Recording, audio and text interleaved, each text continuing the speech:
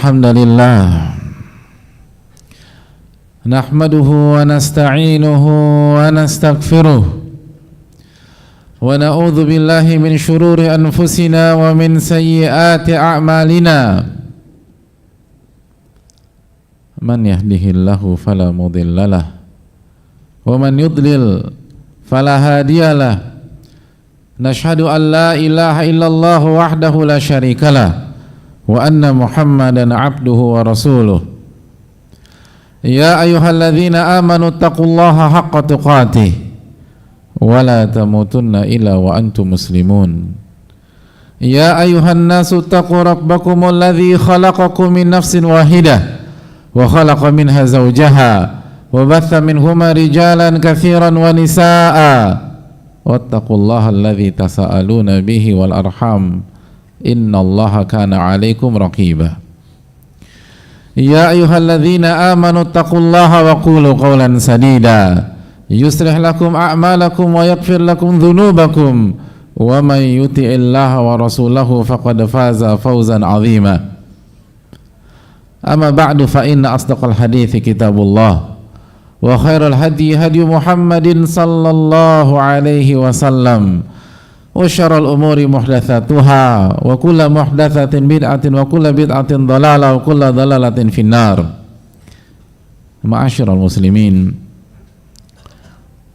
yang semoga dimuliakan dan dirahmati oleh Allah Subhanahu wa taala. Tidak ada kata yang pantas untuk menjadi pembuka khutbah singkat kali ini kecuali kata syukur, puji dan puja kita kepada Allah Subhanahu wa taala atas nikmat yang Allah berikan kepada kita. Nikmat yang lebih mahal daripada dunia dan seisinya. Allah Subhanahu wa taala berfirman dalam surat Yunus, "Qul bi fadlillah wa bi rahmatihi fabidzalika falyafrahu huwa khairun mimma yajma'un." Katakanlah, hendaklah mereka bergembira. Perintah untuk bergembira, hadirin. Kalau biasanya kita diperintah untuk sholat, kita diperintah untuk berpuasa, kita diperintah untuk bersedekah, namun di dalam ayat ini kita diperintah untuk bergembira. Atas apa kita bergembira? Bifadli, karena karunia Allah Subhanahu wa taala. Bifadlillahi wa rahmatih, karunia dan rahmat dari Allah. Apa yang dimaksud karunia dan rahmat dari Allah? Di antara tafsir adalah iman dan Al-Quranul Karim dan taufik sehingga kita bisa berada di masjid yang mulia ini untuk mengerjakan salat Jumat, untuk mengerjakan salah satu syiar dari syiar-syiar Islam. Ada salah satu cabang keimanan. Dan Allah berfirman, kenapa kita disuruh bergembira? Karena iman dan Al-Quran. Allah mengatakan huwa khairun mimma yajma'un. Karena ketika kita mendapatkan iman atau kita bisa mengerjakan salah satu cabang keimanan, lalu kita bisa berinteraksi dengan Al-Quran, kita bisa menikmati firman-firman Allah Subhanahu wa ta'ala, itu semua lebih baik daripada seluruh harta yang mereka kumpulkan, kata Allah Subhanahu wa ta'ala. Huwa khairun mimma yajma'un, itu lebih baik daripada salary kita.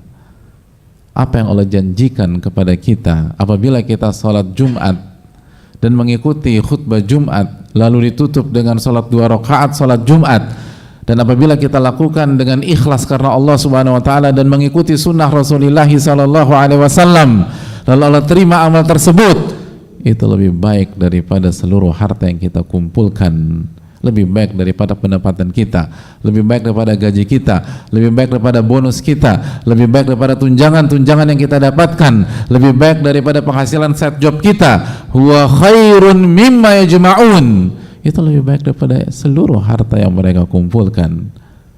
Tapi hadirin Allah muliakan, lagi-lagi sebagaimana Allah firmankan dalam ayat yang lain, tapi mayoritas manusia tidak mengetahui. Walakinna aktsarun nasi la ya'lamun. Banyak manusia enggak mengerti apa yang Allah janjikan untuk ia jika ia bisa kerjakan seluruh hal tersebut dengan ikhlas dan sesuai dengan tuntunan Rasulullah sallallahu alaihi wasallam. Oleh karena itu bersyukurlah ketika Allah memberikan kita hidayah untuk bisa menjaga ketakwaan kita pada siang hari ini, untuk bisa menjalankan salah satu syiar-syiar Allah pada siang hari ini, untuk bisa menambah iman dan ketakwaan kita. Dan semoga Allah terima amal ibadah kita, amin ya rabbal alamin. Hadirin Allah muliakan, sebagaimana salawat beriring salam semoga senantiasa tercurah kepada Rasulullah alaihi salatu wassalam beserta para keluarga, para sahabat, dan orang-orang yang istiqomah berjalan di bawah naungan sunnah beliau sampai hari kiamat kelak. Hadirin Allah muliakan, 15 abad yang lalu hidup bersama Rasulullah SAW di kota Madinah seseorang yang begitu mencintai Rasulullah SAW, seseorang yang merupakan ahlu suffah, orang yang hidup dan tinggal di Masjid Nabawi, bukan tinggal di rumah seperti kita, atau bahkan tidak punya kontrakan atau kos-kosan atau sebuah unit apartemen seperti kita. Beliau hidup dan tinggal di Masjid Nabawi, dan tujuannya jelas, ingin dekat dengan sang Nabi alaihi salatu wassalam, ingin hidup sedekat mungkin dengan teladannya sallallahu alaihi wasallam. Tujuannya jelas, ingin berkhidmat, ingin melayani, ingin membalas hutang budi setelah diajarkan selama ini oleh sang Nabi alaihi salatu wassalam. Beliau bernama Rabi'ah bin Ka'ab al-Aslami radhiyallahu ta'ala anhu, sosok sekali lagi yang hidup berdampingan dengan Rasulullah SAW, yang tidur di dekat rumah Nabi kita alaihi salatu wassalam. Bahkan beliau mengatakan dalam sebuah hadis, beliau menyampaikan, kuntu abitu ma'a Rasulillah sallallahu alaihi wasallam, aku bermalam bersama Rasulullah sallallahu alaihi wasallam. Alangkah indahnya malam ketika seorang muslim bisa bersama sang Nabi alaihi salatu wassalam. Ia jauh dari orang tuanya, hadirin. Ia jauh dari kemegahan. Ia jauh dari harta dunia. Ia jauh dari seluruh fasilitas. Tapi ia bisa bermalam bersama sang Nabi alaihi salatu wassalam. Dan ia sampaikan itu di hadapan kita. Kuntu abitu ma'a Rasulillahi sallallahu alaihi wasallam. Aku bermalam bersama Nabi kita sallallahu alaihi wasallam. Banyak di antara kita dekat dengan harta, dekat dengan fasilitas, dekat dengan seluruh gemerlapnya dunia, tapi ia jauh dari Allah tabaraka wa ta'ala. Ia jauh dari nabinya alaihi salatu wasallam. Ia nggak mengerti tentang nabinya alaihi salatu wasallam. Padahal sekali lagi ia sangat butuh. Ia sangat butuh hubungan dekat dengan Rasulullah SAW. Karena itu tentang keimanannya, itu tentang statusnya dalam kuburnya, itu tentang bagaimana dia dibangkitkan pada hari kiamat. Tapi begitulah manusia, innahu kana zaluman jahula.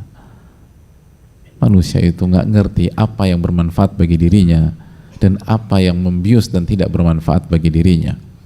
Adapun sosok yang satu ini, Rabi'ah bin Ka'ab bin Aslami, ia memang jauh dari seluruh gemerlap dunia, tapi ia sangat dekat dengan kunci kebahagiaan dunia dan akhirat. Ia dekat dengan sang Nabi.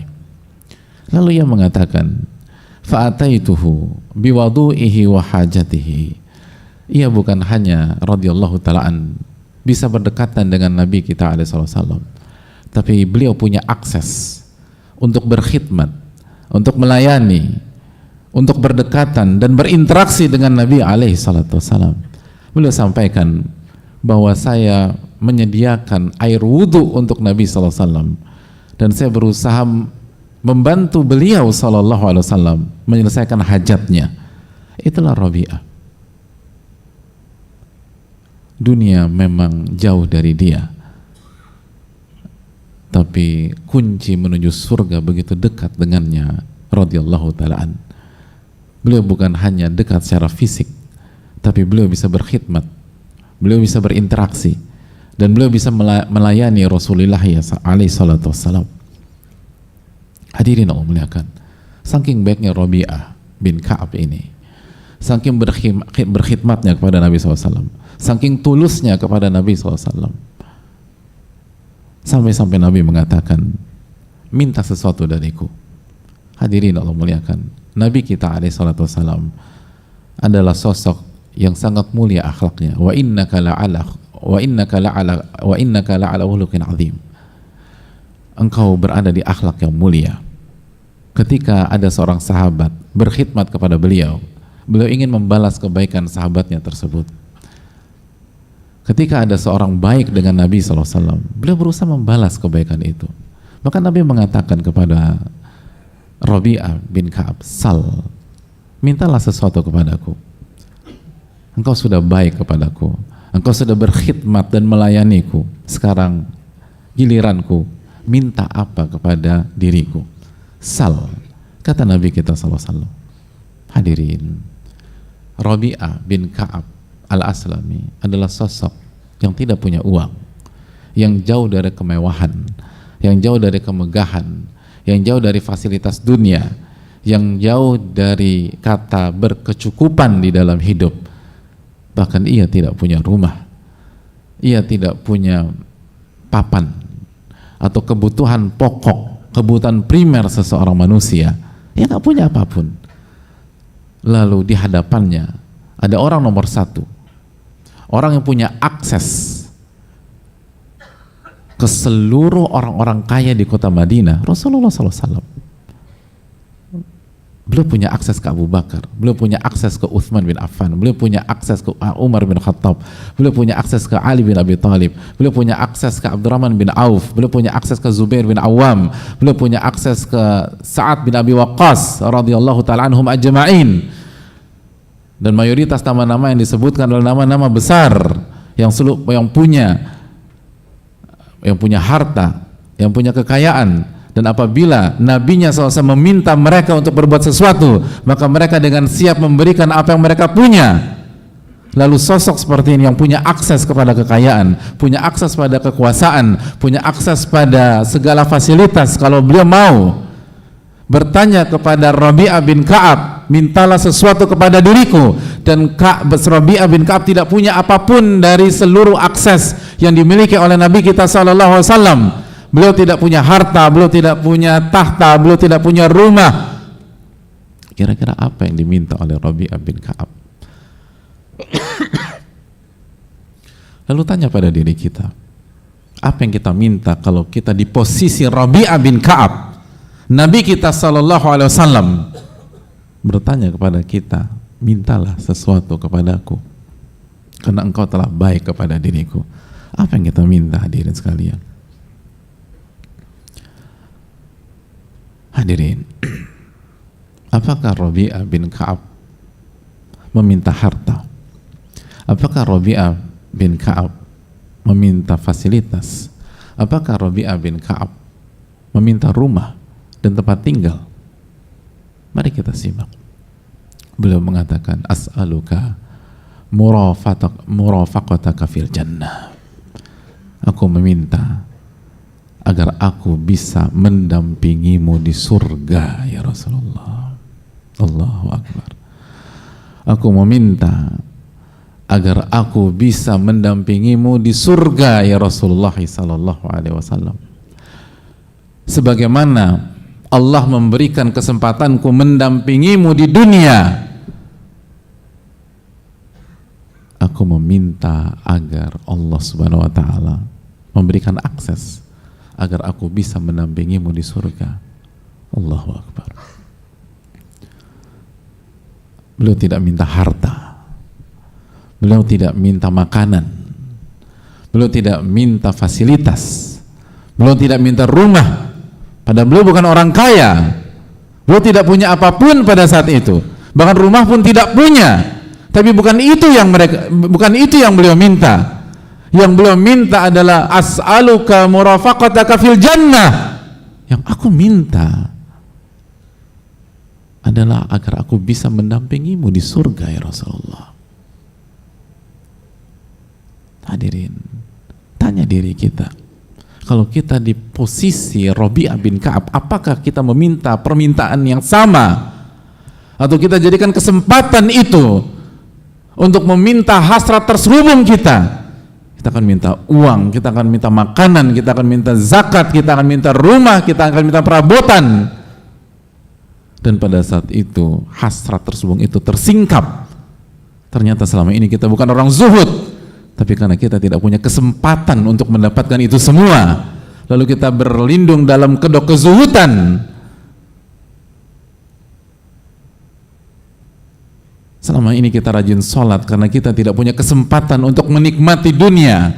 Selama ini kita rajin beribadah karena kita tidak punya kesempatan untuk menikmati akses dunia. Belum tentu kalau seluruh dunia itu dibuka di hadapan kita, kita masih sholat Jumat, kita masih sholat 5 waktu, atau sholat 5 waktu kita masih on time di awal waktu. Adapun para sahabat radhiyallahu tidak demikian. Dunia ada di hadapan mata mereka, tapi mereka nggak minta itu, hadirin. Mereka tidak minta itu, dan itu terbukti dari Rabi'ah bin Ka'ab. Hadirin, berhenti sampai di sini? Tidak.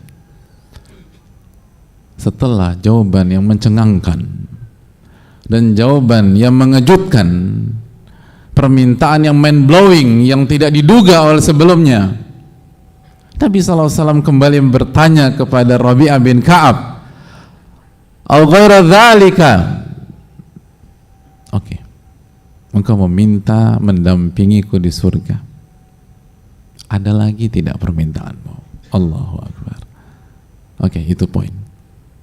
Sekarang, apakah ada lagi keinginanmu? Karena Nabi SAW tahu sahabatnya ini miskin, sahabatnya Nabi SAW ini membutuhkan. Rabi'ah bukan orang kaya, Rabi'ah nggak punya rumah, Rabi'ah nggak punya akses dunia. Maka beliau sallallahu alaihi wasallam kembali membuka kesempatan buat Rabi'ah untuk meminta hajat beliau ketika beliau hidup di dunia ini. Au ghairu dzalika? Apalagi yang Anda minta? Lagi-lagi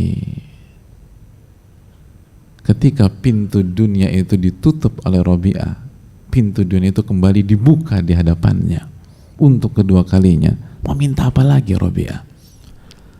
Apa jawab Rabi'ah, hadirin? Dan apa jawaban kita kalau kita di posisi Rabi'ah bin Ka'ab?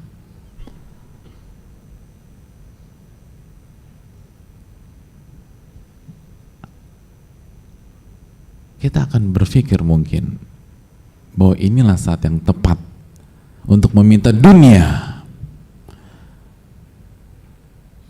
Kenapa? Karena ini jawaban untuk pertanyaan kedua. Maka inilah waktu yang tepat untuk minta dunia. Setelah kita minta akhirat, maka saatnya kita minta dunia. Lalu apa jawaban dari Rabi'ah, hadirin? Beliau mengatakan, huwa dzak. Ya Rasulullah, hanya itu yang saya inginkan, gak ada permintaan lagi. Allahu Akbar. Gak ada permintaan, gak ada permintaan. Saya hanya minta itu. Saya hanya minta bisa mendampingimu di surga. Sallallahu alaihi wasallam. Sosok yang ditanya dalam kondisi lapar, sosok yang ditanya dalam kondisi tidak punya rumah, sosok yang ditanya ketika tidak ada pekerjaan tetap, sosok yang ditanya ketika tidak ada dana pensiun.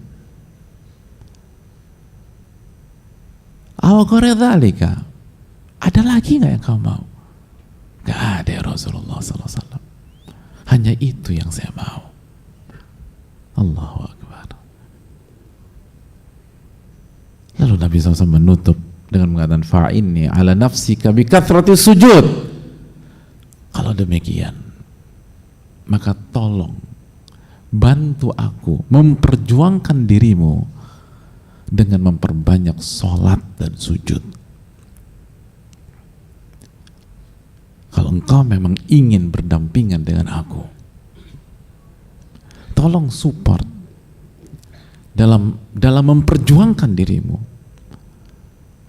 dengan memperbanyak sholat dan sujud kepada Allah Tabaraka wa Ta'ala. Nabi SAW mengatakan engkau mendapatkan, tapi Nabi SAW meminta beliau berjuang. Hadirin, kalau sosok seperti ini ketika dunia ada di hadapannya dan halal, bukan haram, hadirin, beliau punya kesempatan meraih dunia dengan cara yang halal, lalu beliau tidak ambil kesempatan tersebut, masih diminta Nabi SAW untuk berjuang, untuk sholat, untuk berpuasa, untuk beribadah, untuk bertakarub kepada Allah Subhanahu Wa Taala. Lalu bagaimana dengan kita? Aqulu qouli hadza wa astaghfirullah li wa lakum.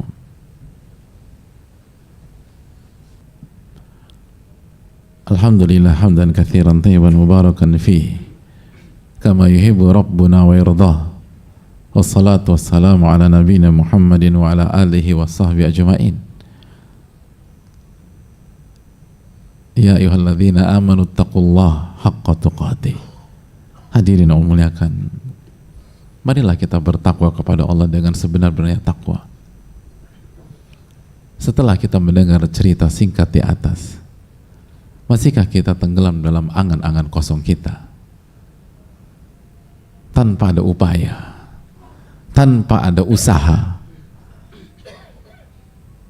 kita ingin masuk surga.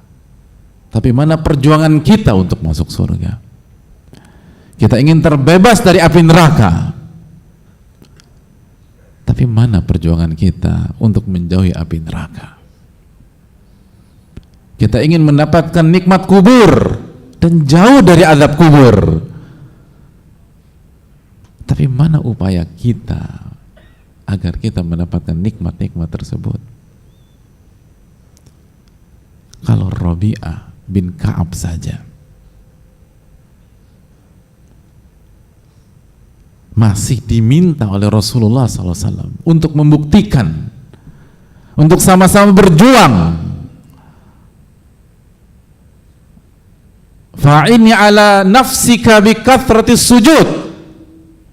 Tolong bantu aku dalam memperjuangkan dirimu dengan cara memperbanyak sholat, bukan 1-2 sholat, hadirin. Bi kathratis sujud, tolong maksimal dalam sholat, tolong kerjakan sholat wajib dan maksimalkan sholat sunnah. Itu permintaan Nabi SAW kepada sosok yang mendedikasikan hidup dan waktunya untuk berkhidmat kepada beliau sallallahu alaihi wasallam, untuk melayani beliau sallallahu alaihi wasallam, kepada sosok yang menolak dunia atau menomorduakan dunia atau menyisihkan dunia dalam rangka maksimal berkhidmat kepada Nabi sallallahu alaihi wasallam. Fa'inni ala nafsika bi kathratis sujud. Support saya, memperjuangkan diri Anda dengan memperbanyak sholat. Lalu mungkinkah kita begitu saja masuk surga hanya dengan mengandalkan angan dan mimpi tanpa effort semata? Bukankah Allah berfirman,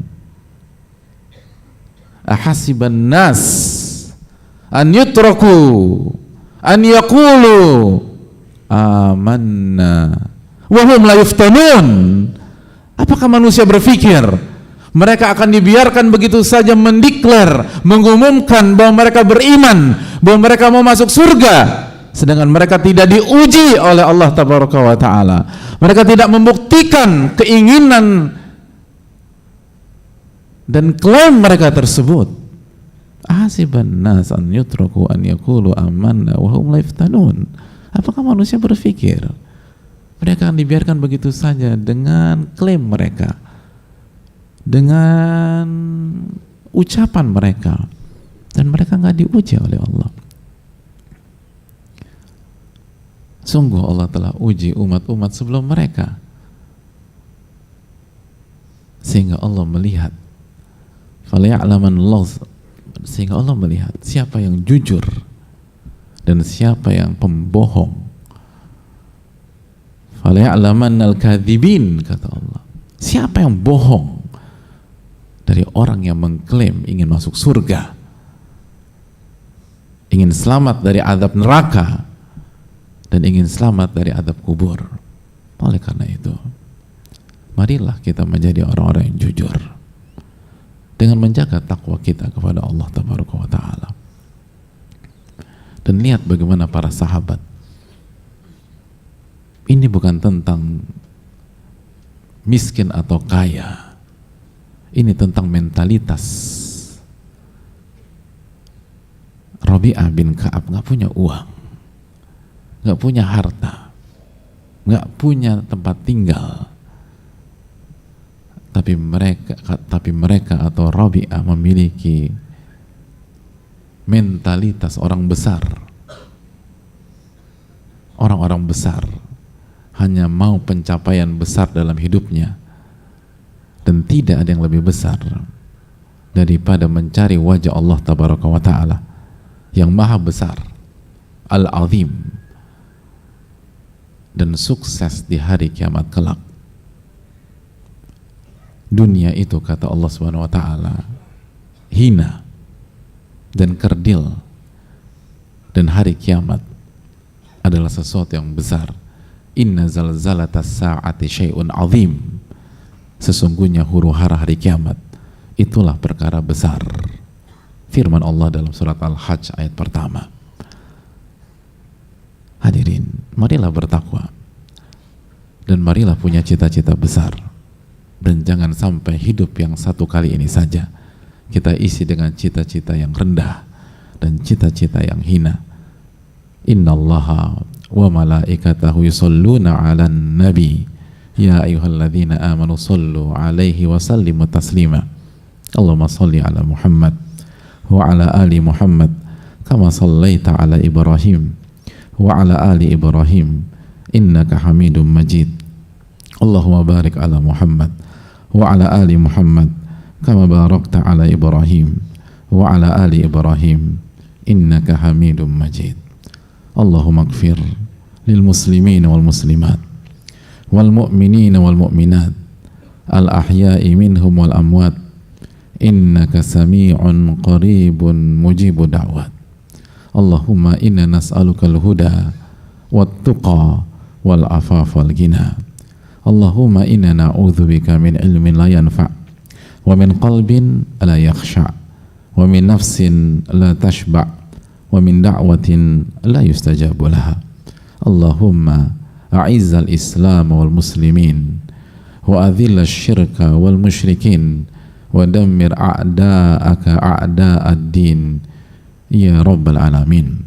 Allahumma anji ikhwanana al muslimin al madhlumin fi kulli makan, fi Filistin, fi Gaza wa fi kulli makan ya rabbal alamin. Allahumma ansurhum nasran aziza, Allahumma ansurhum nasran aziza, Allahumma ansurhum ala al-qawmil kafirin. Allahumma shdud wata'ataka ala a'daihim, Allahumma ja'alha alaihim sinina kasini Yusuf. Allahumma al'anhum la'nan kabira wa dammirhum tadmira. Allahumma inna nas'aluka ilman nafi'a wa na'udzubika min ilmin la yanfa'. Rabbana atina fid dunya hasanah wa fil akhirati hasanah wa qina adzaban nar. Wa sallallahu sallama ala nabiyyina Muhammad wa ala alihi wa sahbihi ajma'in.